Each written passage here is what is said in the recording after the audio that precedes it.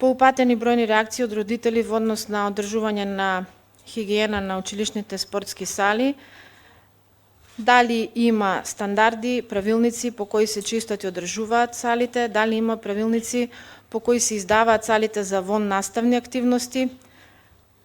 Ако има да ни појаснат, ако нема, еве прашање, ова прашање нека биде воедно и иницијатива да се изготват што поскоро такви подзаконски акти со кои што ќе се регулира ова, сметам, значајно прашање, бидејќи се работи за најмладата популација која што треба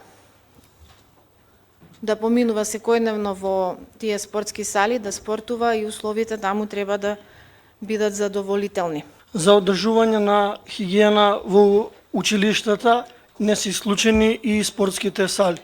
Значи секое училиште има технички персонал кој е задлежен за одржување на хигиената на училиштата и на училишните сали.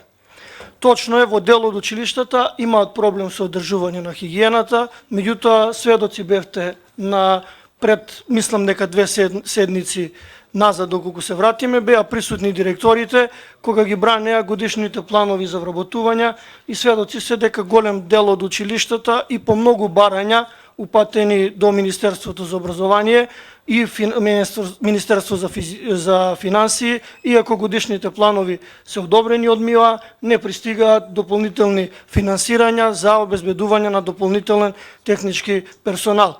Иако се соочуваат со проблеми, директорите изнаоѓаат начин со ротирање на овој кадар со кој располагаат за да ги одржуваат хигиената на училишните сали, а нормално дека постои правилник за одржување на училишта кој е издаден од страна на Министерство за образование и наука и училишните објекти, при кои училиштата си имаат изготвено индивидуални правилници за секој училиште, бидејќи секој училиште е посебен правен субјект во кој раководи директорот, управува училишниот одбор на тоа училиште и се придржуваат. Нормално дека апелираме за висока свест пред се за користење од страна на учениците и спортските клубови.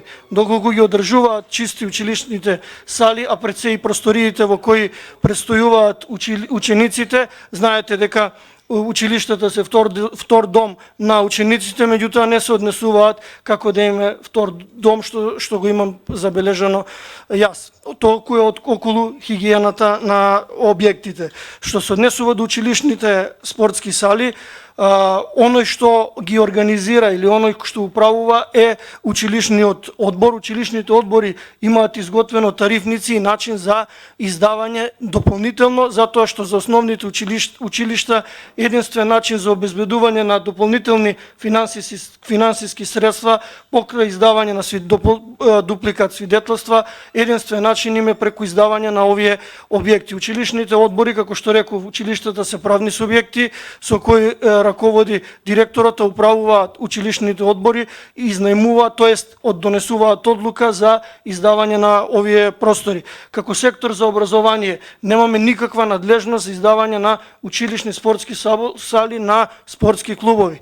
Она што е задолжение облигативно на секторот за образование е обезбедување на простор, тоест термини за училишни спортски клубови, онаму каде што имаат активни училишни спортски клубови и како сектор тоа имаме реализирано. Значи секој клуб, училишен спортски клуб има обезбедено своји термини за реализација на оние дополнителни активности. Дали им се доволни тие термини, сметам дека не, меѓутоа како што реков, училишните одбори си имаат донесено тарифник и на тој начин треба да се изврши издавање на клубовите, нормално со договор и фискализација на сметките.